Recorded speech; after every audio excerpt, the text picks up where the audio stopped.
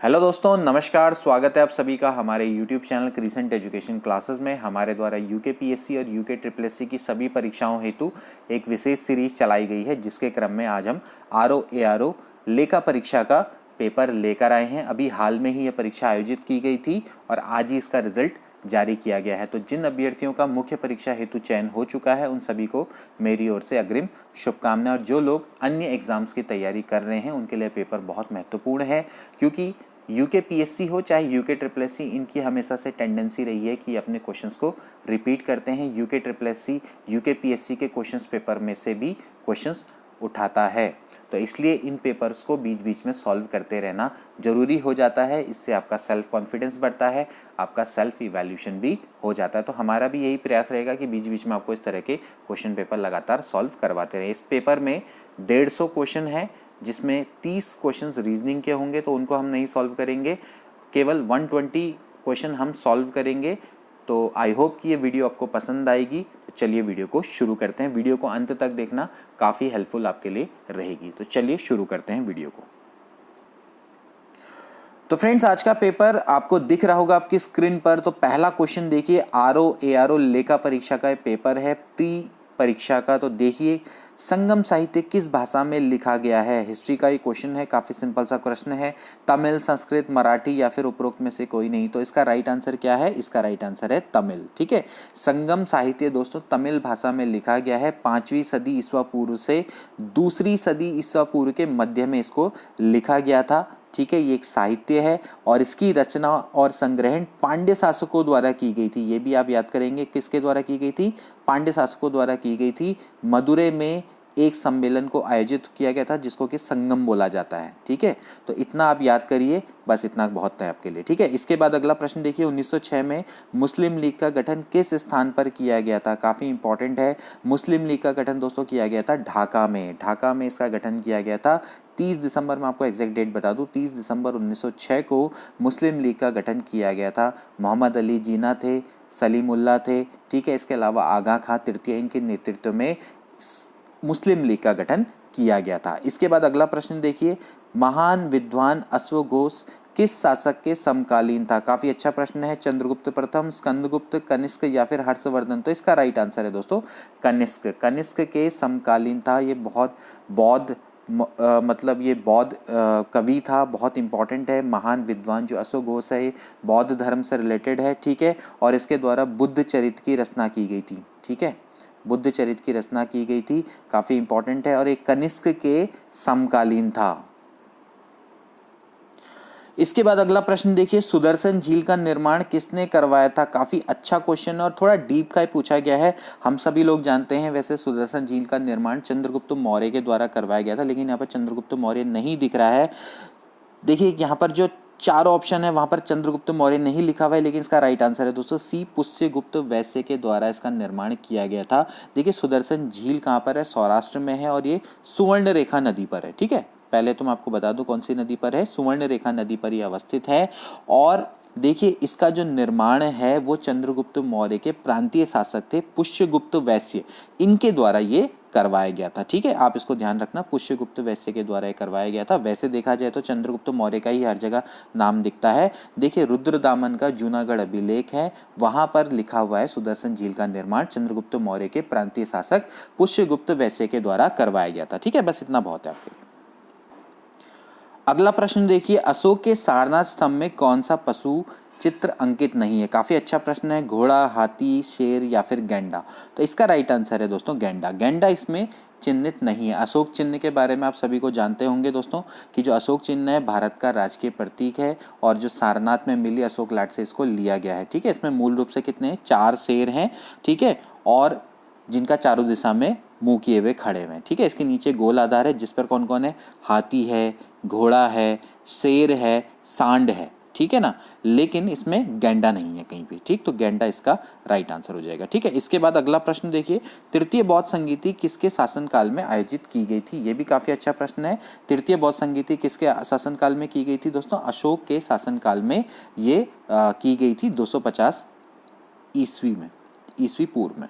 ठीक है ना। 250 ईस्वी पूर्व में इसको मतलब इसके शासनकाल में आयोजित की गई थी। बहुत इंपॉर्टेंट है, इसके बारे में हमने पढ़ा भी है। आजकल जो हमने हिस्ट्री की वीडियोस चलाई हैं उसमें भी हमने इसके बारे में बहुत अच्छे से पढ़ा है। तो तृतीय बौद्ध संधि थी अशोक के शासनकाल में हुई थी, ठीक है। और इसके बारे में अगर आपको कुछ और जानना है तो इसमें पाटलिपुत्र में आयोजित हुई थी, ठीक है, पाटलिपुत्र में आयोजित हुई थी।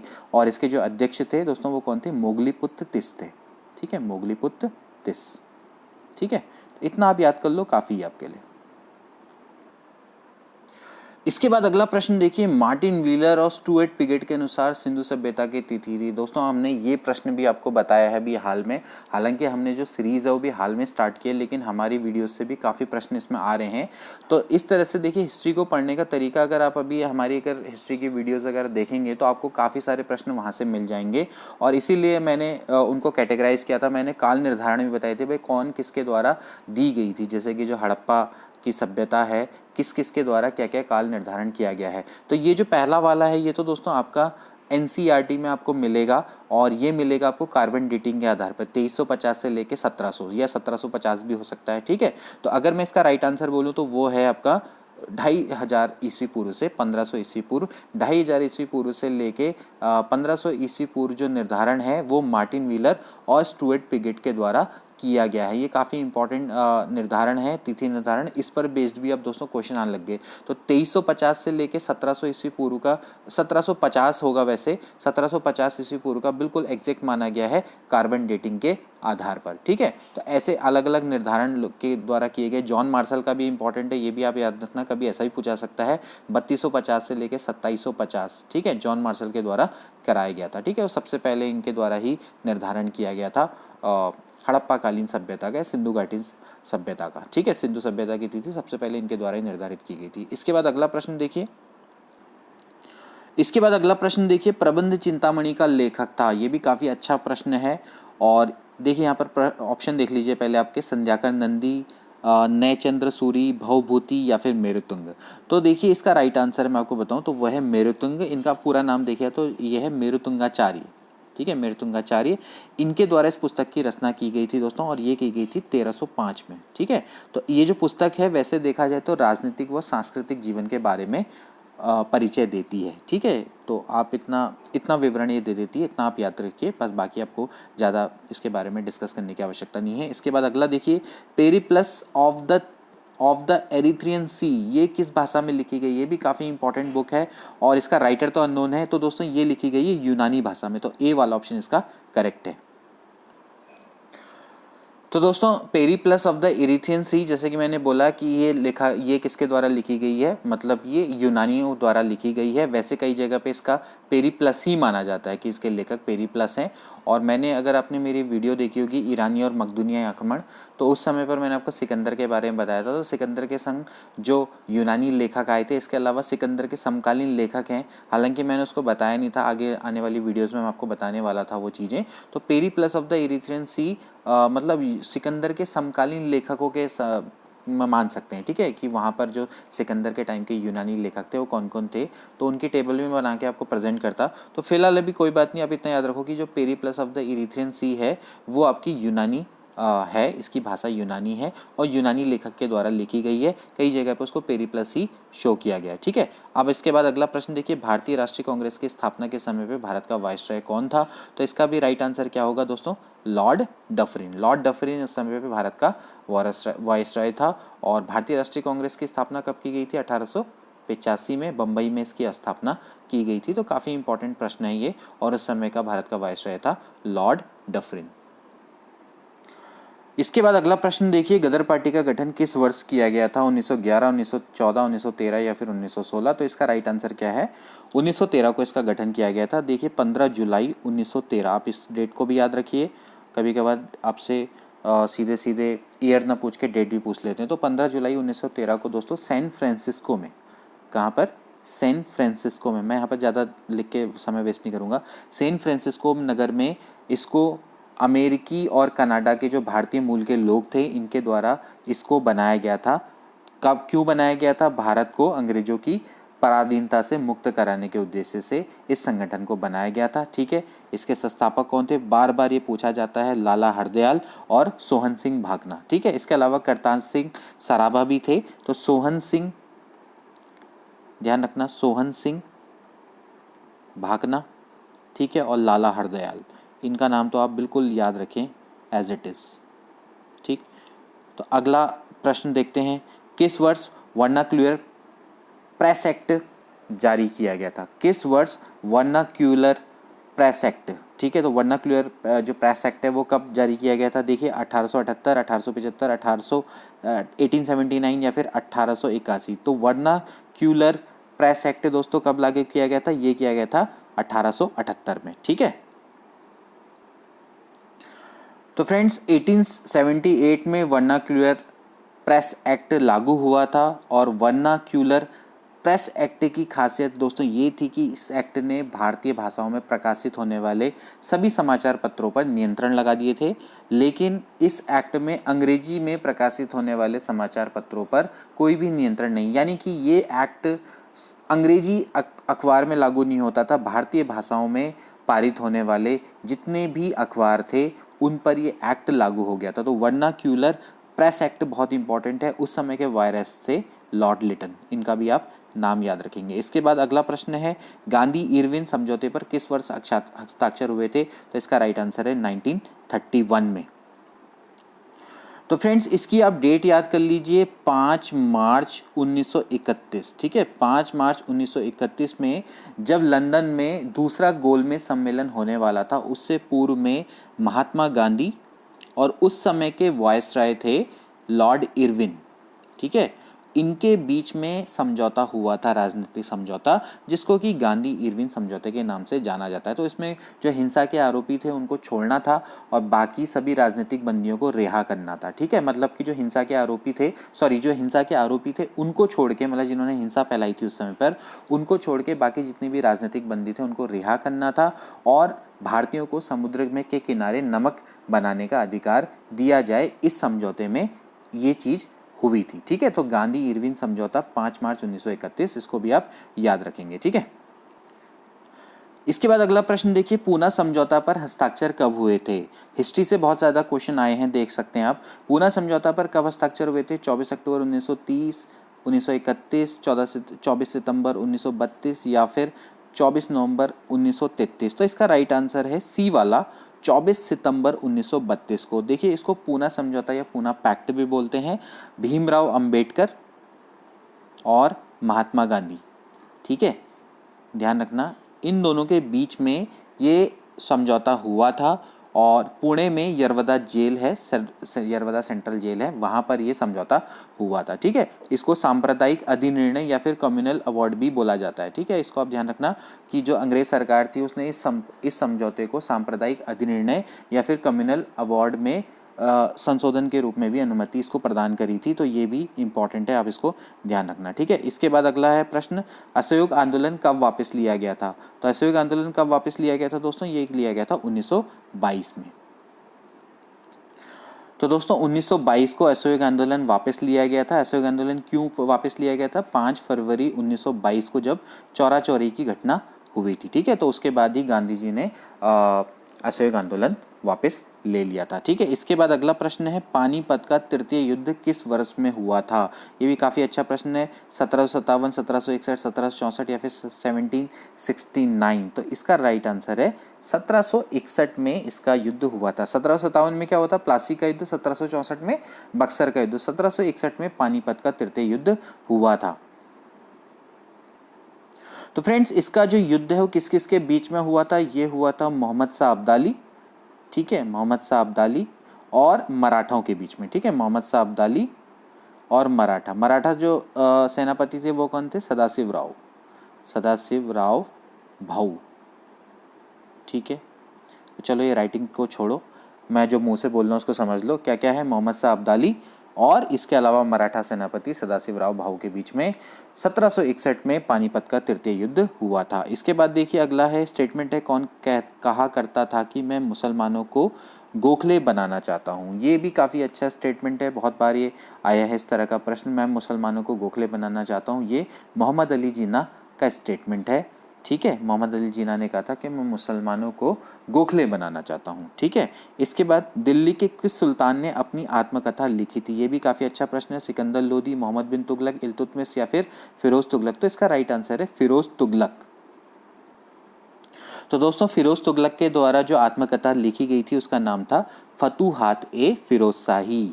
ठीक है, कभी पूछ लेते हैं, फतूहात ए फिरोज शाही। ठीक है, ये इसकी आत्मकथा है। ठीक है, इस आत्मकथा में उसने लिखा भी था कि भाई 24 तरह के करों को उसने हटा दिया था उस समय पर। ठीक है, तो ये प्रश्न भी आ सकता है। इसके बाद अगला प्रश्न देखिए, श्यामजी कृष्ण वर्मा ने लंदन में इंडिया हाउस की स्थापना कब की? काफ़ी अच्छा प्रश्न है। 1901, 1903, 1905 या फिर 1907? तो इसका राइट आंसर है 1905। ठीक है, इंडिया हाउस 1905 में लंदन में इसकी स्थापना हुई थी।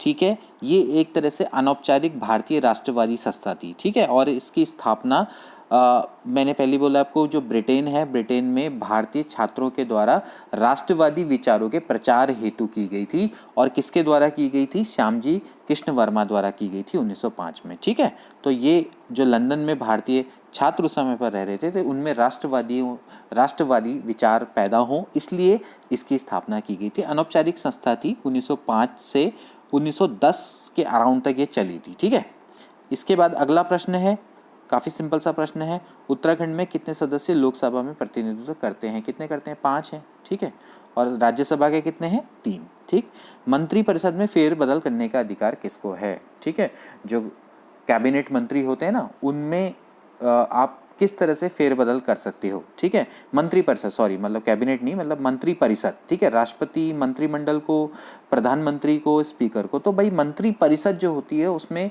फेरबदल करने का जो अधिकार होता है दोस्तों, वो प्रधानमंत्री को ही होता है। ठीक है, इसके बाद अगला प्रश्न देखिए, भारतीय संविधान के अनुच्छेद 280 किससे संबंधित है? ये किससे संबंधित है? वित्त आयोग से ये संबंधित है। ठीक है, काफी सिंपल सा प्रश्न है और बहुत बार ये प्रश्न आया हुआ है। भारत के उपराष्ट्रपति को हटाने का प्रस्ताव कहाँ लाया जा सकता है? कहाँ लाया जा सकता है दोस्तों? केवल राज्यसभा में लाया जा सकता है, क्योंकि जो उपराष्ट्रपति होता है वो राज्यसभा का पदेन अध्यक्ष होता है। ठीक है ना, क्योंकि पदेन का मतलब क्या होता है? क्योंकि वो उस पद में है, तो उस पद के कारण वो ऑटोमेटिकली राज्यसभा का सभापति बन जाता है, तो वहीं उसको हटाने का प्रस्ताव लाया जा सकता है। तो केवल राज्यसभा इसका राइट आंसर है। ठीक है, इसके बाद अगला क्या है, भारत का संविधान अंगीकृत किया गया था? ये भी बहुत अच्छा प्रश्न है दोस्तों। जो भारत का संविधान है वो कब रखा गया था? देखिए कब, मतलब कि कब संविधान पटल पे वो रखा गया था? तो वो रखा गया था 26 नवंबर 1949 को। ठीक है, तो 26 नवंबर 1949 को ये रखा गया था और 26 जनवरी 1950 को ये देश में लागू हुआ था। ठीक है, तो ये काफ़ी अच्छा प्रश्न है। ठीक, इसके बाद अगला प्रश्न है, राष्ट्रपति के चुनाव संबंधित विवादों का निर्णय दिया जा सकता है? देखिए कहाँ दिया जा सकता है? भारत के सर्वोच्च न्यायालय द्वारा ही दिया जा सकता है। ठीक है, चलिए आगे बढ़ते हैं।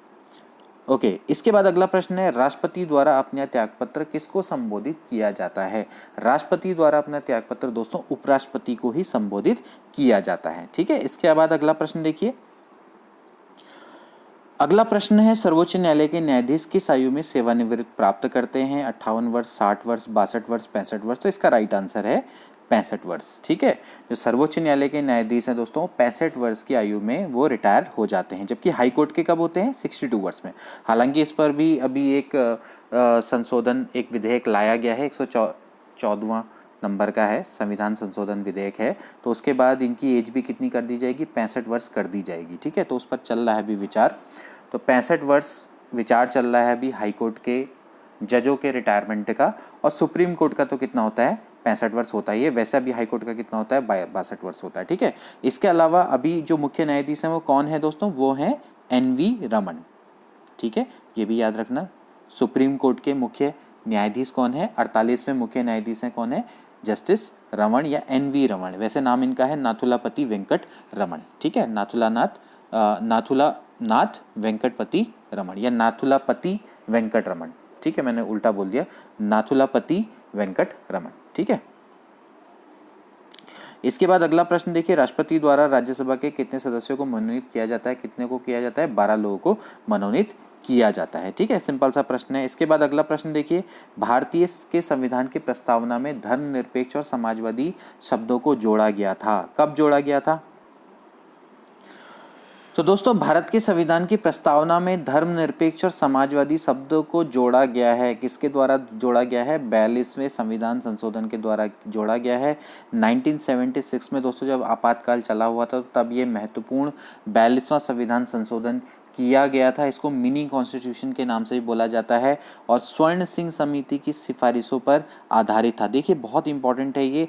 इसमें प्रस्तावना में 3 वर्ड जोड़े गए थे, धर्मनिरपेक्ष, समाजवादी और अखंड। ठीक है, ये 3 शब्दों को जोड़ा गया था। इसके अलावा इसमें मौलिक कर्तव्यों को भी जोड़ा गया था भाग 4 क में। ठीक है, ये भी आप याद करना, भाग 4 में क में, ठीक है, वहाँ पर नागरिकों के लिए मौलिक कर्तव्यों को जोड़ा गया था। तो काफ़ी इंपॉर्टेंट है, इससे रिलेटेड क्वेश्चन आते रहते हैं। ठीक है, अगला प्रश्न देखिए। अगला प्रश्न है, भारत में हरित राजमार्ग नीति की शुरुआत कब की गई थी? हरित राजमार्ग नीति की शुरुआत दोस्तों कब की गई थी? 2015 में शुरू की गई थी। हरित राजमार्ग समझ रहे होंगे आपने कि आपको जो राजमार्ग है आपको उसको किनारे क्या करना है? वृक्षारोपण करना है, जिससे कि वायु प्रदूषण ना हो। ठीक है, तो हरित मतलब हरित राजमार्ग आप समझ रहे होंगे इसका मतलब सीधे। तो आपने राजमार्गों के किनारे वृक्षारोपण करना है, तो इसके लिए एक नीतिगत ढांचे का विकास करना है। तो यही हरित राजमार्ग नीति है। इसको शुरू किया गया था 2015 में। ठीक है, कौन है? केंद्रीय मंत्री नितिन गडकरी द्वारा। ठीक है, इसके बाद अगला है, भारत के 15वें वित्त आयोग के अध्यक्ष कौन थे? बहुत इंपॉर्टेंट है दोस्तों, 15वें वित्त आयोग के अध्यक्ष हैं NK सिंह। इससे रिलेटेड क्वेश्चन की हमेशा आने की संभावनाएं रहेंगी। ठीक है, इसके बाद अगला प्रश्न है, व्यवसाय करने में आसानी यानी ईज ऑफ डूइंग बिजनेस पर विश्व बैंक के वार्षिक रिपोर्ट 2020 के अनुसार भारत की रैंक कितनी है? इस पर भी हमेशा क्वेश्चन आता है। इस समय पर जो रैंक है दोस्तों वो है 63 इसकी रैंक है। ठीक है, इसके बाद अगला प्रश्न देखिए, वह धारणा की आर्थिक वृद्धि सभी क्षेत्रों में नीचे तक पहुंचेगी, इसको जाना जाता है। काफ़ी अच्छा है प्रश्न भी। यह कॉन्सेप्ट की जो आर्थिक वृद्धि है वो सभी क्षेत्रों में नीचे तक पहुंचेगी, इसको बोलते हैं दोस्तों ट्रिकल डाउन। ठीक है, ट्रिकल डाउन वो धारणा होती है जिसमें हम मानते हैं कि कोई भी आपकी इकोनॉमिकल ग्रोथ है वो सभी क्षेत्रों में नीचे एरिया तक पहुंचती है, तो उसको ट्रिकल डाउन बोला जाता है। ठीक है, इसके बाद अगला प्रश्न देखिए, निम्न में से कौन सी ग्रीन हाउस गैस नहीं है? ग्रीन हाउस गैसेस दोस्तों वो होती हैं कि जो कि भारत में जो विश्व में ग्लोबल वार्मिंग के लिए उत्तरदायी होती हैं। तो उसमें मीथेन, ओजोन, नाइट्रस ऑक्साइड ये सभी आती हैं, ऑक्सीजन उसके अंतर्गत नहीं आती है, तो ये ग्रीन हाउस गैस नहीं है। ठीक है, इसके अलावा कार्बन डाइऑक्साइड वो तो बहुत बड़ी इंपॉर्टेंट कह सकते हैं ग्रीन हाउस गैस है। ठीक है, इसके बाद अगला प्रश्न देखिए। अगला प्रश्न देखिए, आर्थिक सर्वेक्षण 2020-21 के अनुसार 2020-21 में भारत के सकल घरेलू उत्पाद में कृषि का हिस्सा क्या है? काफ़ी अच्छा क्वेश्चन है लेकिन थोड़ा टिपिकल भी है। तो देखिए इसका राइट आंसर है 19.9%। ठीक है, 17.8% ये था 2019-20 में। ठीक है, 2019-20 में। तो 2019-20 का तो आंकड़ा ये है। 2020-21 की अगर हम बात करेंगे तो ये 19.9% है। ठीक है, ये आपको याद करना है। ठीक है, तो इतनी वृद्धि का अनुमान है। इसके बाद स्मार्ट सिटी मिशन किस वर्ष आरंभ किया गया था? तो स्मार्ट सिटी मिशन जो है दोस्तों वो 2015 में प्रारंभ किया गया था। ठीक है, तो इसके तहत में अभी अमृत में काम चल रहा है। ठीक है, अमृत। ठीक है, तो अटल मिशन फॉर रिजुवेशन अर्बन ट्रांसफॉर्मेशन। ठीक है, तो ये भी 2015 में शुरू किया गया। स्मार्ट सिटीज मिशन के तहत में अमृत योजना चल रही है। ठीक है, इसके बाद अगला प्रश्न देखिए, भारत के केंद्रीय बजट 2021-22 में राजकोषीय घाटा लक्षित है। तो इसका राइट आंसर है दोस्तों जीडीपी का 6.8%। अभी फिलहाल जीडीपी का 6.8% राजकोषीय घाटा लक्षित किया गया था। हालांकि दोस्तों इसमें संशोधन कर दिया गया है। अभी पिछले वित्त वर्ष के लिए जो राजकोषीय घाटे का अनुमान है वो 9.5% कर दिया गया है। ठीक है, क्योंकि जो कोविड-19 महामारी हुई थी और राजस्व प्राप्ति में कमी भी हुई थी, मतलब रेवेन्यू जनरेशन में भी कमी हुई। इसके अलावा कोविड-19 की महामारी के कारण भी राजकोषीय घाटे के अनुमान को थोड़ा 6.8% से बढ़ा के 9.5% कर दिया गया। तो आने वाले क्वेश्चन में हो सकता है कि इसका राइट आंसर कितना होगा? 9.5% हो। अगला प्रश्न है, राष्ट्रीय पादप जीनोम अनुसंधान संस्था कहाँ पर अवस्थित है? NIPGR, ठीक है। NIPGR कहाँ पर अवस्थित है दोस्तों? ये नई दिल्ली में अवस्थित है, ठीक है। इसके बाद निम्नलिखित में से कौन सा भारत का वर्तमान में सबसे बड़ा वस्तु निर्यात साझेदार है? सबसे बड़ा वस्तु निर्यात साझेदार कौन है दोस्तों? वो है USA। अगला प्रश्न देखिए, इसमें निम्न में से कौन सी शीत यानी ठंडी धारा नहीं है? कैलिफोर्निया धारा, बेंगुएला धारा, ओयासिवो धारा या फिर नॉर्वेजियाई धारा? तो इसका राइट आंसर है नॉर्वेजियाई धारा। देखिए बाकी जो जितनी भी धाराएं हैं, चाहे कैलिफोर्निया धारा हो, बेंगुएला धारा हो, ओयासिवो धारा हो, ये सारी की सारी ठंडी धाराएं हैं। नॉर्वेजियाई धारा आपकी ठंडी धारा नहीं है, ठीक है। इसके बाद निम्नलिखित में से कौन सा देश भूमध्य सागर के साथ तट नहीं है? ठीक है, निम्न में से किस देश का भूमध्य सागर के साथ तट नहीं है? इटली, फ्रांस, लीबिया या फिर जर्मनी? तो आप मैप देखेंगे तो आपको पता चल जाएगा, जर्मनी का भूमध्य सागर के साथ तट नहीं है। अगला प्रश्न, निम्न में से कौन सा पर्वतीय दर्रा उत्तराखंड राज्य में स्थित नहीं है? लिपुलेख, सिपकिला, माना पास, नोमा पास? तो इसका राइट आंसर है सिपकिला पास। सिपकिला हिमाचल पर है, तो ये उत्तराखंड में अवस्थित नहीं है। निम्न में से किस भारतीय राज्य की सीमा बांग्लादेश से नहीं लगती? असम, त्रिपुरा, मेघालय, इन तीनों की लगती है, मणिपुर की नहीं लगती है, ठीक है। इसके बाद अगला प्रश्न है, निम्न में से किस राज्य से कर्क रेखा नहीं गुजरती? 8 राज्यों से गुजरती है। किस से नहीं गुजरती? अरुणाचल प्रदेश से नहीं गुजरती, त्रिपुरा, राजस्थान, गुजरात सबसे गुजरती है। इसके बाद अगला प्रश्न देखिए, इसके बाद अगला प्रश्न, लेप्चा व हो जनजातियां भारत के किस भाग में पाई जाती हैं? इस प्रश्न को दोस्तों आयोग के द्वारा डिलीट किया गया है, इसमें सबको बोनस मार्क दिया गया है, लेकिन फिर भी आपको बता दूं, जो लेप्चा जनजाति होती है ये सिक्किम में पाई जाती है, जबकि हो झारखंड में पाई जाती है, ठीक है। झारखंड राज्य के आसपास ये पाई जाती है। तो फिलहाल आप इतना ध्यान रखना कि लेप्चा है सिक्किम के और हो जनजाति है आपकी झारखंड के आसपास के क्षेत्र, ठीक है। इसके बाद अगला प्रश्न है, निम्न में से किस भारत राज्य में उच्च सड़क सघनता है? किस में सघनता है? सबसे ज़्यादा सड़कों का जाल कहाँ बिछा हुआ है? वो है केरल में, ठीक है। तो इसका राइट आंसर कितना हो गया? केरल, ठीक। इसके बाद अगला देखिए, कौन सा खनिज कोडुराइट अंतर्वेदी चट्टान से संबंधित है? तो इसका राइट आंसर है दोस्तों काओलिन। काओलिन जो खनिज है वो कोडुराइट अंतर्वेदी चट्टान से संबंधित है। अगला प्रश्न देखिए, हीराकुंड परियोजना किस नदी के जल का उपयोग करती है? हीराकुंड बांध किस नदी पर बना है? माया नदी पर बना है, तो इसका ये यूज करती है। अगला प्रश्न है, इंदिरा गांधी नहर परियोजना निम्न में से किस नदी से पानी लाती है? रावी, व्यास, सतलुज या फिर उपरोक्त सभी? तो इसका भी दोस्तों जो आंसर है वो आयोग के द्वारा डिलीट कर दिया गया है, इसमें भी बोनस मार्क्स मिलेगा। क्यों मिलेगा मैं आपको बता दूं कि दोस्तों ये जो नहर है वो राजस्थान में अवस्थित है और इसमें सतलुज और व्यास, ठीक है, दोनों नदियों का पानी आता है, ठीक है, सतलुज और व्यास। तो इन दोनों के संगम पर निर्मित जो हरिके बांध है वहाँ से दोस्तों ये नहर निकलती है। तो अब सीधा सीधा सा मतलब है कि भाई या तो व्यास या तो सतलुज तो होना नहीं है, उपरोक्त सभी तो हो नहीं सकता, तो व्यास और सतलुज का होता है। तो देखा जाए तो इसका राइट आंसर क्या होना चाहिए? सतलुज और व्यास, ठीक है। अगला प्रश्न देखिए, 2020 में भारत के CAG किसको नियुक्त किया गया है? काफ़ी सिंपल सा प्रश्न है, इसका राइट आंसर है GC मुर्मू, ठीक है। गिरीश चंद्र मुर्मू भारत के 14वें नियंत्रक एवं महालेखक परीक्षक है, कंट्रोलर एंड ऑडिट जनरल, ठीक है। ये भी आप याद करना, काफ़ी इंपॉर्टेंट है। और हमेशा इन जो इम्पोर्टेंट महत्वपूर्ण पदों में लोग आते हैं उनके बारे में भी आपको याद होना चाहिए, ठीक है। 65 वर्ष की आयु या 6 वर्ष जो भी पहले हो वो इतना इनका क्या होता है? कार्यकाल होता है, ठीक है। इसके बाद अगला प्रश्न देखिए, भारत के किस मंत्री ने विवादित कृषि कानून पर केंद्रीय मंत्रिपरिषद से इस्तीफा दिया था? काफ़ी इंपॉर्टेंट था, काफ़ी विवादों में भी रहा था, काफ़ी न्यूज़ में भी रही थी।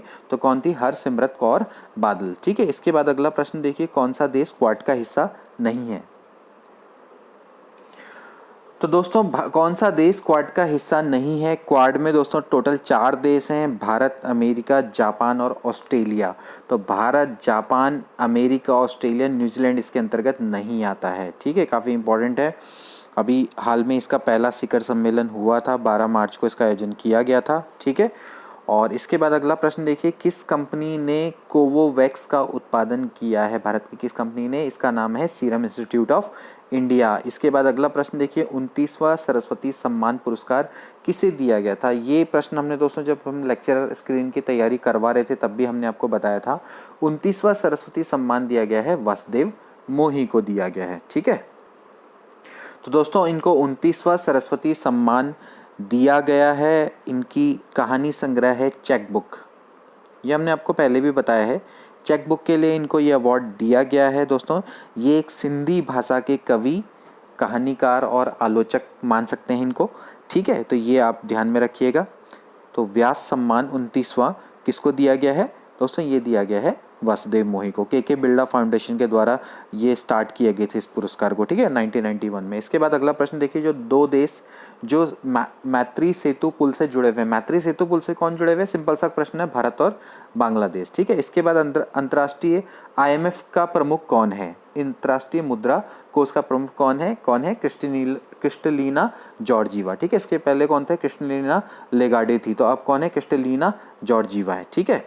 इसके बाद अगला है 2025 तक ओलंपिक कमेटी का अध्यक्ष किसे नियुक्त किया गया है? तो इसका राइट आंसर है थॉमस बैच, इनको ओलंपिक कमेटी का अध्यक्ष नियुक्त किया गया। इसके बाद अगला प्रश्न है, IPL 2020 किसने जीता? वो किसने जीता?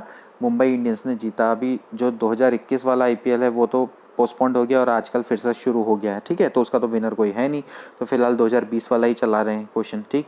इसके बाद अगला प्रश्न देखिए कि 2020 में साहित्य के लिए नोबेल पुरस्कार जीतने वाले लुईस ग्लुक किस देश से हैं? तो काफ़ी अच्छा प्रश्न है, ये भी हमने दोस्तों आपको बताया था उस समय पर, प्रवक्ता स्क्रीनिंग के दौरान पे ये प्रश्न हमने आपको बताए थे। तो 2020 में साहित्य के लिए नोबेल पुरस्कार जीतने वाले लुईस ग्लुक थे, USA से ये रिलेटेड हैं।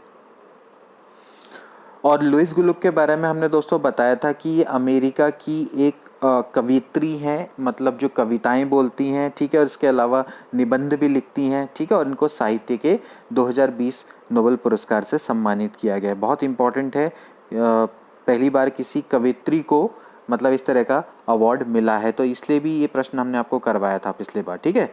इसके बाद अगला प्रश्न देखिए, उत्तराखंड से रिलेटेड है। उत्तराखंड के चंपावत जनपद में निम्न में से कौन सी झील अवस्थित है? श्यामला ताल, तड़ाक ताल, चोरीबड़ी ताल, डोडी ताल। तो अब आपको पता ही है भाई इसका राइट आंसर क्या है? श्यामला ताल, ठीक है। बाकी जो तड़ाक ताल है, चोरीबड़ी ताल है, डोडी ताल है, ये अन्य जगह पर अवस्थित है। डोडी ताल उत्तरकाशी में, तड़ाक ताल आपका ये अल्मोड़ा में अवस्थित है, ठीक है। इसके अलावा जो श्यामल ताल है वो आपका मैंने बोला चंपावत में अवस्थित है। उत्तराखंड सरकार द्वारा प्रारंभ की गई वीरचंद सिंह गढ़वाली स्वरोजगार योजना किससे संबंधित है? दोस्तों ये संबंधित है पर्यटन से संबंधित है, काफ़ी इंपॉर्टेंट योजना है। इस योजना के तहत दोस्तों अगर कोई बंदा इलेक्ट्रिक बस या फिर अन्य वाहन को खरीदता है तो उसको पर्वतीय क्षेत्रों में 33% तक की सब्सिडी मिल जाती है, ठीक है। 33% तक की सब्सिडी या फिर उसे 15 लाख रुपए मिल जाएंगे, ठीक है। सरकार की तरफ से इतनी छूट दी जाती है। इसके अलावा अगर वो मैदानी क्षेत्र का है तो उसे 25% तक की सब्सिडी या फिर 10 लाख रुपए तक की छूट दी जाती है इस योजना के तहत पे, ठीक है। इसके बाद अगला प्रश्न देखिए कि निम्नलिखित नदियों में से किस नदी के उद्गम क्षेत्र में सर्वाधिक हिमानियां अवस्थित हैं? तो इसका राइट आंसर क्या है? इसका राइट आंसर है अलकनंदा, ठीक है। अलकनंदा कहाँ से निकलती है दोस्तों? संतोपत से निकलती है, ठीक है। इसके बाद अगला प्रश्न है, मुगल एवं चंद वंशज के संबंधों में निम्नलिखित में से किस पुस्तक में वर्णन मिलता है? तो इसका प्रश्न दोस्तों आयोग के द्वारा डिलीट कर दिया गया था, तो इसका राइट आंसर अभी हमारे लिए भी मुश्किल है कि मुगल एवं चंद वंश के संबंधों का वर्णन किस पुस्तक में मिलता है, ठीक है। इसके बाद अगला प्रश्न देखिए कि बिस्नी देवी, आपको बताना है कि कौन सा एक सुमेलित नहीं है। बिस्नी देवी स्वतंत्रता सेनानी, दीपा देवी सामाजिक कार्यकर्ता, गौरा देवी पर्यावरण हितैषी और तुलसी देवी राजनीतिक कर्मी। तो इसका राइट आंसर क्या है? इसका राइट आंसर है दोस्तों डी, तुलसी देवी राजनीतिक कर्मी नहीं थी। दोस्तों तुलसी देवी का संबंध एक उद्यमशील और समाजसेवी महिला से बताया गया है। दोस्तों ये एंटरप्रेन्योरशिप और समाजसेवी महिला थी, तो ये आप ध्यान रखेंगे कि तुलसी देवी राजनीतिक कर्मी नहीं थी, ठीक है। इसके बाद अगला बात है कि निम्नलिखित में से किसने गोरखों से कुमाऊं से सत्ता प्राप्त की थी? तो ई गार्डनर, ठीक है। कुमाऊं के प्रथम कमिश्नर जो थे ई गार्डनर यही हैं, ठीक। इसके बाद अगला प्रश्न देखिए कि जो आपने बताना है कौन सा सही सुमेलित नहीं है। गोविंद उत्तरकाशी, अस्कोट पिथौरागढ़, बिनसर अल्मोड़ा, सोना चमोली। तो देखिए आप देख सकते हैं कि जो सोना वाला है वो गलत है, मतलब कि वही राइट आंसर है, सोना चमोली में अवस्थित नहीं है। सोना नदी वन्य जीव विहार दोस्तों ये अवस्थित है पौड़ी गढ़वाल में, ठीक है। और इस विहार की स्थापना की गई थी 1987 में, ठीक है। तो इसको आप ध्यान में रखेंगे। इसके बाद अगला प्रश्न देखिए, अल्मोड़ा अखबार का प्रकाशन किस वर्ष हुआ था? कब हुआ था दोस्तों? 1871 में। भारतीय सैन्य अकादमी किस वर्ष देहरादून में स्थापित की गई थी? 1932 में। IMA की स्थापना 1932 में की गई थी। काफ़ी इंपॉर्टेंट प्रश्न और रेगुलरली देखिए दोस्तों ये रिपीट होते रहते हैं। इसके बाद अगला प्रश्न है, बिखौती मेला उत्तराखंड में किस माह में बनाया जाता है? तो कब मनाया जाता है दोस्तों? बैसाख, आषाढ़, माघ या फाल्गुन, किस में बनाया जाता है दोस्तों? बैसाख में बिखौती मेला उत्तराखंड में बनाया जाता है। इसको दोस्तों स्यालदे बिखौती मेला के नाम से भी जानते हैं, ठीक है। वैसे हम जनरली इसको स्यालदे बिखौती मेला के नाम से जानते हैं, ठीक है। और ये कहाँ पर मनाया जाता है? ऑफ कोर्स अल्मोड़ा में मनाया जाता है। स्यालदे बिखौती कहाँ पर है? अल्मोड़ा में अवस्थित है। द्वारहाट कस्बे में इसका, द्वारहाट जगह अगर अपने नाम सुनी होगी अल्मोड़ा के होंगे तो आप, तो अल्मोड़ा जनपद के द्वारहाट कस्बे में इसको संपन्न किया जाता है, ठीक है। और हर साल बैसाख महीने में इसका आयोजन किया जाता है, ठीक है। इसके बाद अगला प्रश्न देखिए, उत्तराखंड में उच्च शिखरीय पादप शोध संस्थान किस जगह पर अवस्थित है? तो इसका राइट आंसर है कहाँ पर? श्रीनगर में ये अवस्थित है, ठीक है। प्राचीन समय में उत्तराखंड की असिंचित भूमि को क्या कहा जाता था? तो जो प्राचीन समय में उत्तराखंड की असिंचित भूमि को क्या बोलते थे दोस्तों? उपराऊ बोला जाता था, ठीक है। तलाऊ, उपराऊ, ईजर या फिर इजरान बोलते हैं, ठीक। इसके बाद अगला प्रश्न देखिए, कत्यूरी वंश के संस्थापक कौन था? कत्यूरी वंश का जो संस्थापक है दोस्तों, इस प्रश्न को भी डिलीट कर दिया गया है क्योंकि कई बुक्स में इसको थोवरचंद दिया गया है, कई जगह पे सोमचंद दिया गया है, तो इस तरह से इसका राइट आंसर नहीं निकाल सकते हम। कत्यूरी वंश का जो संस्थापक है वो अलग अलग बुक्स में थोवरचंद दिया गया है, कई जगह पर सोमचंद दिया गया है, ठीक है। टिहरी राज्य प्रजामंडल की स्थापना कब हुई थी? कब हुई थी दोस्तों? 1939 में। ये भी हमने आपको प्रवक्ता स्क्रीनिंग के दौरान क्वेश्चंस करवाए थे। तो दोस्तों टिहरी राज्य प्रजामंडल की स्थापना किसके द्वारा की गई थी? श्रीदेव सुमन के द्वारा की गई थी। देहरादून में इसकी स्थापना इन्होंने की थी जनवरी 1939 में, ठीक है। 23 जनवरी 1939 को इनके द्वारा स्थापित किया गया था, ठीक है। इसके बाद अगला प्रश्न देखिए, लैंसडाउन में गढ़वाल राइफल्स की छावनी किस वर्ष में स्थापित की गई थी? ये भी काफ़ी अच्छा प्रश्न है। तो इसमें गढ़वाल राइफल्स की छावनी किस वर्ष स्थापित की गई थी? तो इसका राइट आंसर है दोस्तों 1887 में लैंसडाउन में गढ़वाल राइफल्स की छावनी की स्थापना की गई थी, ठीक है। अगर हम बात करें कुमाऊं रेजिमेंट की, तो कुमाऊं रेजिमेंट की कब की गई थी दोस्तों? वैसे देखा जाए तो 27 अक्टूबर 1945 को इसको कुमाऊं रेजिमेंट नाम दिया गया था, और जो कुमाऊं रेजिमेंट की स्थापना रानीखेत में 1948 में की गई थी, ठीक है। इसका मुख्यालय मतलब 1948 में कुमाऊं रेजिमेंट का मुख्यालय रानीखेत लाया गया था, ठीक है। और आगरा से लेके आए गए थे 1948 में कुमाऊं रेजिमेंट को। और वैसे अगर देखा जाए तो कुमाऊं रेजिमेंट की स्थापना हुई थी 1788 में, ठीक है। कुमाऊं रेजिमेंट की स्थापना हुई थी 1788 में, और 19 अक्टूबर 1945 में इसको कुमाऊं रेजिमेंट नाम दिया गया था। 27 अक्टूबर 1945 को इसको कुमाऊं रेजिमेंट नाम दिया गया था, और उसके बाद 1948 में इसको शिफ्ट किया गया था रानीखेत में, ठीक है। तो ये भी काफ़ी इंपॉर्टेंट फैक्ट हैं जो कि आपको याद रखने पड़ेंगे, ठीक है। इसके बाद गढ़वाल क्षेत्र में किस स्थान में 1843 में चाय की फैक्ट्री लगाई गई थी? तो इसका राइट आंसर है दोस्तों गडोली में 1843 में चाय की फैक्ट्री लगाई गई थी, ठीक है। ब्रिटिश गढ़वाल में जिला प्रशासन किसके अधीन हुआ करता था? काफ़ी अच्छा प्रश्न है। जिला का एडमिनिस्ट्रेशन किसके अधीन हुआ करता था ब्रिटिश गढ़वाल में? तो इसका राइट आंसर है डिप्टी कमिश्नर, ठीक है। जिला प्रशासन वैसे किसके हाथ में होता है? ये होता है कलेक्टर के हाथ में, लेकिन उस समय पर डिप्टी कमिश्नर के हाथ में था, ठीक है। इसके बाद अगला प्रश्न है, कौन सा उत्तराखंड का कृषि उपकरण नहीं है? ठीक है, ये भी काफ़ी अच्छा प्रश्न है। तो कुटला, हल, माया, करबोजा। तो इसका राइट आंसर है दोस्तों करबोजा, डी वाला ऑप्शन इसका करेक्ट है। अगला प्रश्न दोस्तों, जो कि हमने पहले भी आपको लेक्चरर स्क्रीनिंग के दौरान बताया था, किस वर्ष कुमाऊं परिषद की स्थापना की गई थी? काफ़ी अच्छा प्रश्न है। कुमाऊं परिषद की स्थापना कब हुई थी दोस्तों? ये हुई थी 1916 में, ठीक है। ये मझेड़ा आप ध्यान रखना, मझेड़ा जगह है, यहाँ पर इसकी दोस्तों स्थापना हुई थी, कुमाऊं परिषद की स्थापना हुई थी। और इसकी जो स्थापना है दोस्तों, ये हुई थी हरगोविंद पांडे, ठीक है, लक्ष्मी शास्त्री और इंद्रपाल शाह के का योगदान से दोस्तों इसकी स्थापना हुई थी। और 1926 में इसका विलय कांग्रेस में कर दिया गया था, ठीक है। तो ध्यान रखना कौन कौन थे, हरगोविंद पंत, ठीक है, और हरगोविंद, लक्ष्मी शास्त्री, इंद्रपाल शाह, ठीक है, और मोहन जोशी भी एक व्यक्ति हैं जिनका आप ध्यान में रखेंगे। तो यहाँ दोस्तों इनकी स्थापना हुई थी। 1926 में इसका कांग्रेस में विलय कर दिया गया था। तो इससे रिलेटेड भी क्वेश्चन आते हैं बार बार, ठीक है, बहुत बार ये प्रश्न पूछा गया है, ठीक है। तो हुआ क्यों था, इसकी कुमाऊं परिषद की स्थापना क्यों की गई थी, ठीक है, ये भी इसके बारे में भी थोड़ा सा जान लेते हैं।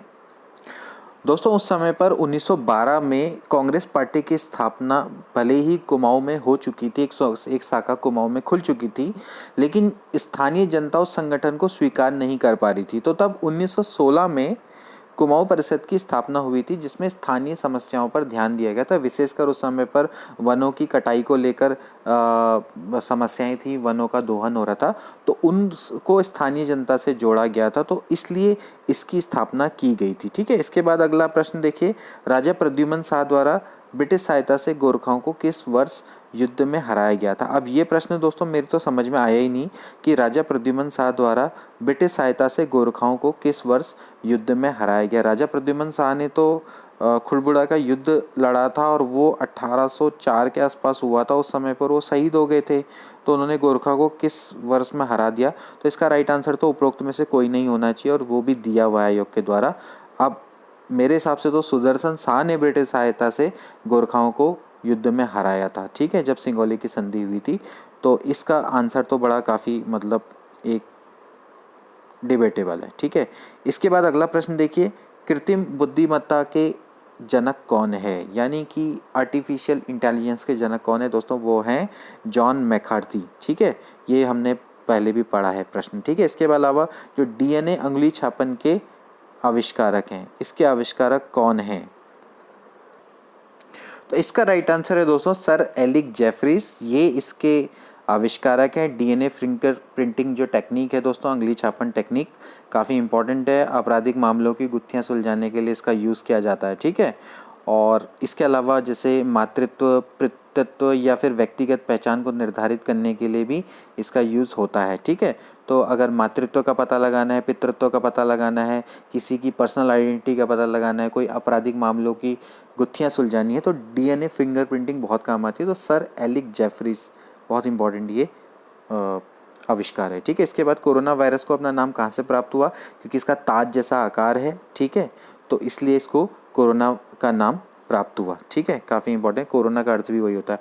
ऑन्कोलॉजी का अध्ययन किससे रिलेटेड है दोस्तों, किससे रिलेटेड है, कैंसर से ये रिलेटेड है। पक्षियों के अध्ययन को क्या बोला जाता है, ऑर्निथोलॉजी बोला जाता है। डॉल्फिन किस वर्ग का उदाहरण है दोस्तों, ये स्तनधारी होते हैं। ठीक है, ये भी आपको पता होना चाहिए। इसके बाद अगला प्रश्न देखिए, तो इसका जो संचारण होता है दोस्तों वो एडीज के द्वारा होता है। ठीक है, पीत ज्वर में क्या होता है, ज़्यादातर बुखार आता है, इसके अलावा इसमें ज़्यादातर उल्टियाँ आती हैं, खून की उल्टियाँ आती हैं। ठीक है, इसके बाद अगला प्रश्न देखिए, कौन सा जो पक्षी है वो उड़ान रहित नहीं होता है, मतलब कि जो उड़ान रहित नहीं होता, मतलब जो उड़ता है, ये आपका प्रश्न है। ठीक है, तो जो कीवी है, एमू है, शुतुरमुर्ग, ये तीनों नहीं उड़ते हैं।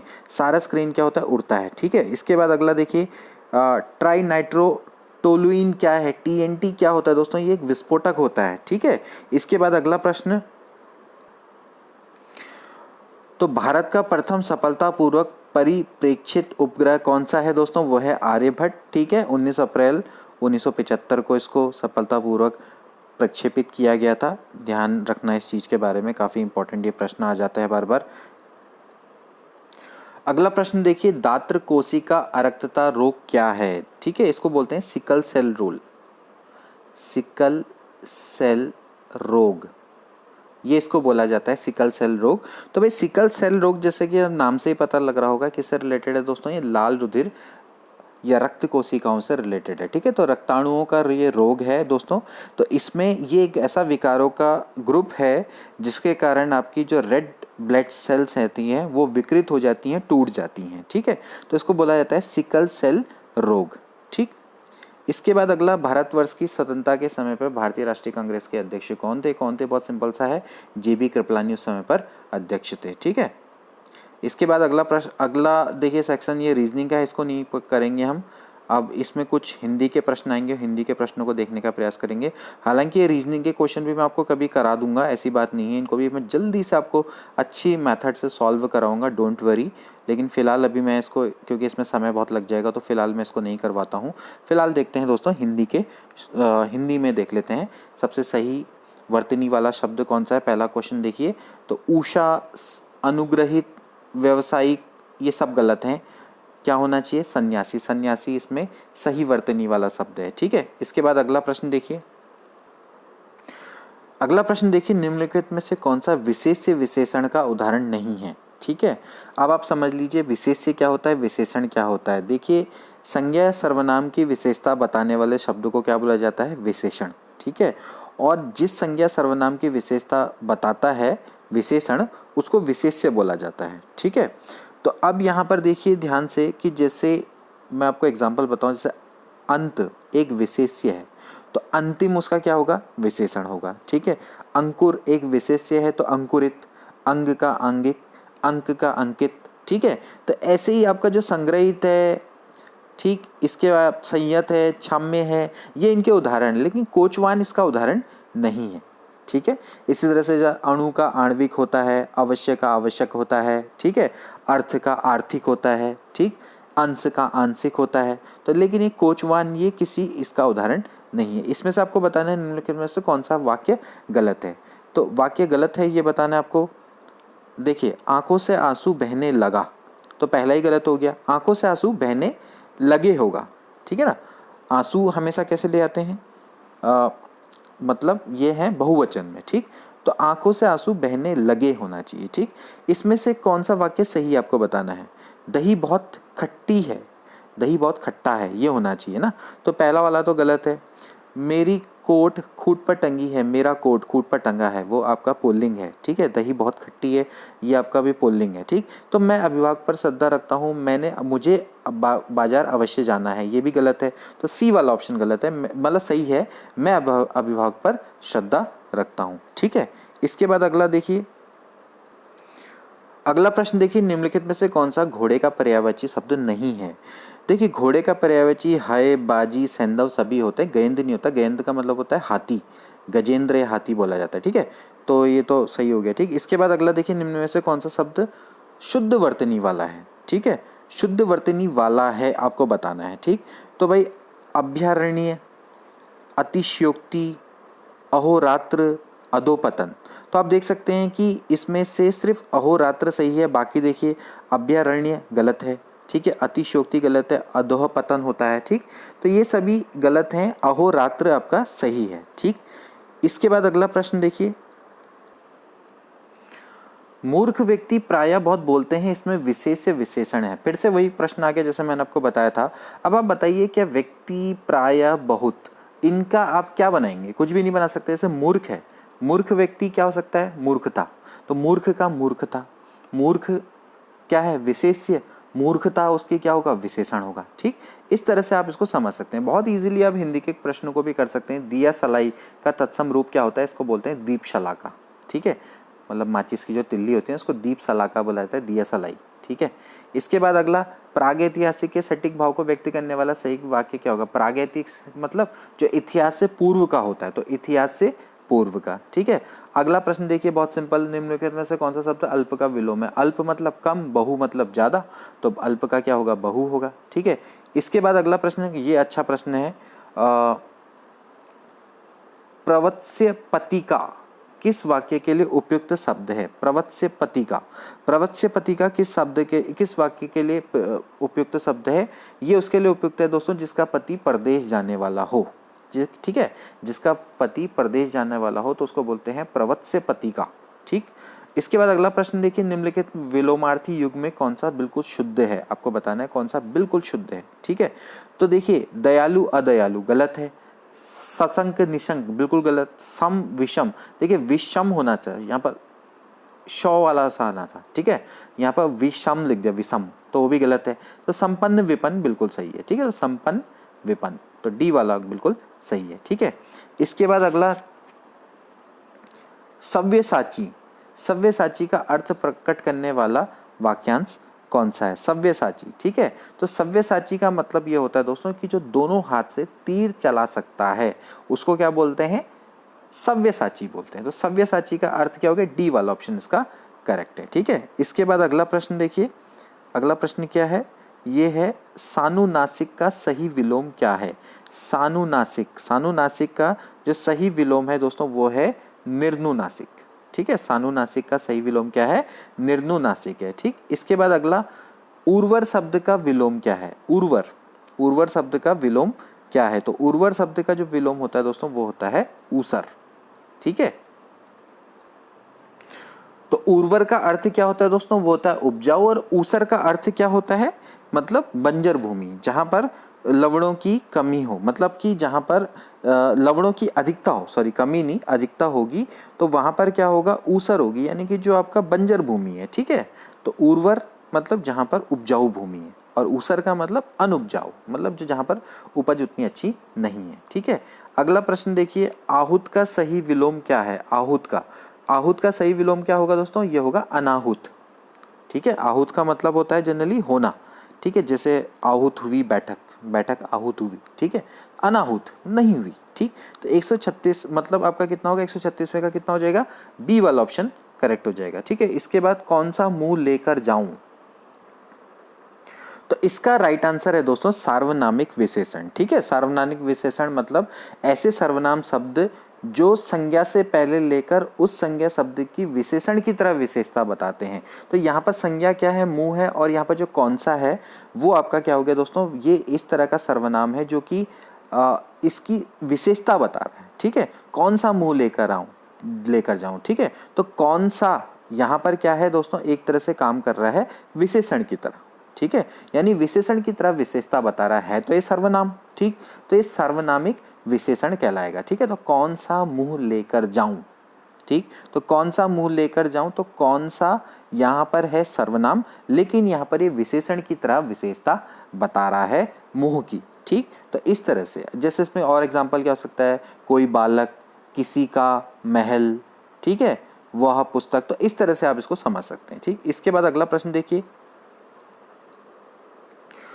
तो अगला प्रश्न देखिए, निम्न में से कौन सा चांद का पर्यायवाची नहीं है, द्विजराज, पूषा, तारकेश्वर, अमृत निधान। तो इसका राइट आंसर दोस्तों आयोग के द्वारा बी पूषा दिया गया है। हालांकि पूषा भी चंद्रमा की एक मतलब कला टाइप की होती है, तो इसमें मुझे थोड़ा सा डाउट है, मैं इसके बारे में अभी सही आंसर नहीं दूंगा इसको। तो इसका आंसर वैसे बी पूषा दिया गया है। ठीक है, मैं आपको बता दूं आपकी जानकारी के लिए। अगला देखिए, प्रतीप का सही पर्याय है। प्रतीप का मतलब क्या होता है, विरुद्ध। ठीक है, तो ए वाला ऑप्शन इसका करेक्ट है। ठीक है, प्रतीप का अर्थ क्या होता है, विरुद्ध, जो मतलब कि विरुद्ध होना। ठीक, तो इसके बाद अगला देखिए, तत्सम तद्भव का सही कौन सा अशुद्ध है। ठीक है, तत्सम तद्भव मतलब कि हरिद्रा हल्दी बिल्कुल सही है, श्रावण सावन बन गया, सूची का सुई बनी, लेकिन रानी रानी नहीं है। ठीक है, तो रानी रानी नहीं है, तो सी वाला इसका अशुद्ध है। ठीक है, यानी सी वाला ऑप्शन सही है। इसके बाद अगला देखिए, कलप का सही अर्थ देने वाला वाक्य कौन सा होगा। देखिए, कलप का मतलब होता है दोस्तों हाथी का बच्चा, ऊंट का बच्चा, तो यहाँ पर इसका राइट आंसर क्या है, हाथी का बच्चा सही राइट है। ठीक है, निम्न में से कौन सा शब्द अरण्य का पर्यायवाची नहीं है। ठीक है, अरण्य का पर्यायवाची नहीं है, तो इसका पर्यायवाची दोस्तों विपिन, कांतर, अटवी सभी होते हैं। पातर इसका आंसर नहीं है, मतलब कि बी वाला ऑप्शन इसका करेक्ट है, तो पातर इसका पर्यायवाची नहीं है। ठीक है, अरण्य मतलब जंगल। ठीक, इसके बाद निम्न में वाक्यांश के लिए असख्य शब्द प्रयुक्त होता है। असख्य का मतलब क्या क्या होता है, असख्य का मतलब होता है दोस्तों कि जो कार्य नहीं किया जा सकता। ठीक है, जिस कार्य को आप नहीं कर सकते उसको असख्य बोला जाता है। ठीक है, इसके बाद आता है अशीति। अशीति बहुत सिंपल है, इसका मतलब होता है 80। ठीक है, 144 वाला जो आपका है, इसका कितना हो जाएगा, 80 इसका राइट आंसर हो जाएगा। ठीक है, उसके बाद अगला प्रश्न है, उपाध्याय किस शब्द का तत्सम है। उपाध्याय दोस्तों ओझा का तत्सम है। ठीक है, इसका ओझा, ओझा शब्द का तत्सम शब्द है। ठीक है, चमत्कार विशेष से बना विशेषण क्या होगा, चमत्कार से क्या बनेगा। अब ये देखिए, विशेषण और विशेषता वाले तो बहुत ही अर्क है। चमत्कार का क्या होगा, चमत्कारिक। ठीक है, चमत्कारिक, तो चमत्कारिक का क्या हो जाएगा दोस्तों, ये वाला जो डी वाला है, चमत्कारिक सही है। ठीक, चमत्कार का चमत्कारिक। निम्नलिखित में से कौन सा शब्द तत्सम है, बिल्कुल आसान है, धूम्र इसका राइट आंसर है। तत्सम यानी जो धूम्र शब्द है वो तत्सम शब्द है। ठीक है, फिर इसके बाद विशेष से विशेषण का सटीक उदाहरण होगा, कुंभ कुमार नहीं हो सकता। ठीक है, भला भलाई, घर घराना। ठीक, तो इसका क्या है, सबसे बेस्ट क्या है, स्वर्ण स्वर्णिम। ठीक है, स्वर्ण स्वर्णिम। ठीक है, तो ये इसका सटीक उदाहरण है। इसके बाद अगला प्रश्न देखिए, अगला प्रश्न क्या है,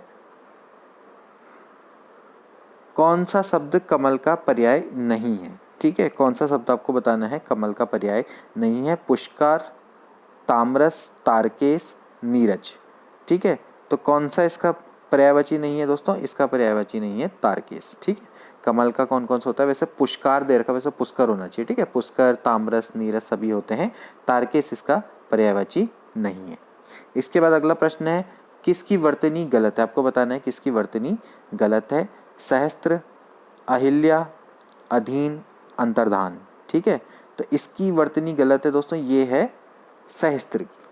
ठीक है, जो सहस्त्र है वो इसकी वर्तनी आपकी गलत दे रखी है।